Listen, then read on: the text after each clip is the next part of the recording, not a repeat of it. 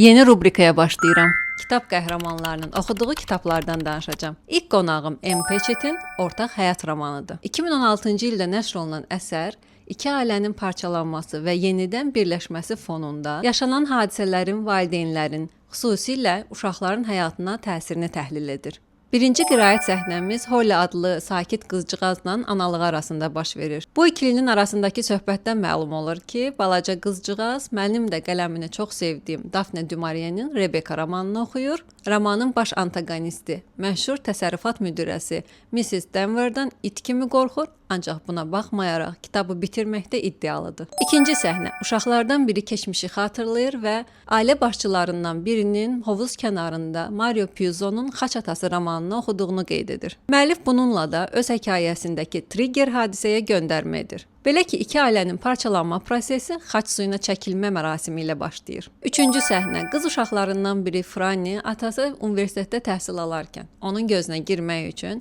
Charles Dickens'in David Copperfield'ini, Böyük ümidlərini, Jane Austen'in bütün romanlarını, Bronte bacılarının qələmindən çıxan bütün əsərləri, Amerikalı yazıcı və senarist John Irving'in Qarpın gözü ilə dünya romanını oxuyur. Dördüncü səhnə elə həmin Franny böyüdükdən sonra atası yaşında yazıcı ilə görüşmək üçün bir şəhərdən digərinə yola düşür və yolda oxumaq üçün Kanadalı yazıcı Alice Munro'nun hekayələr kitabını götürür. Beşinci səhnənin qonağı ailənin yaramaz oğlu Elbidir. Kuryer kimi məhsul çatdırdığı ofislərin birində çalışan qadın Elbini Dickens qəhrəmanlarına oxşatdığı üçün ona oxumağa David Copperfield'i verir.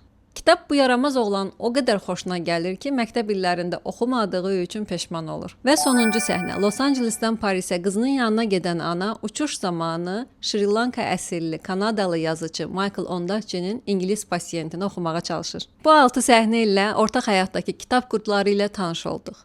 Format xoşunuza gəldisə davam edə bilərik. İndi isə sağ olun, salamat qalın.